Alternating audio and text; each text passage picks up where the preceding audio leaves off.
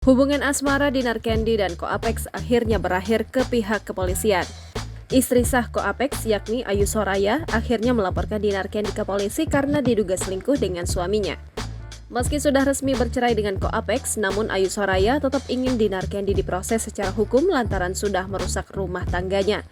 Hingga Ayu Soraya akhirnya resmi melaporkan Dinar Candy ke Polda Jambi pada Kamis 12 Oktober 2023. Namun bukannya takut karena dilaporkan ke polisi, Dinar Candy justru terlihat santai. Dilansir dari akun Instagram pribadinya, Dinar Candy kini masih aktif bekerja sebagai disc jockey.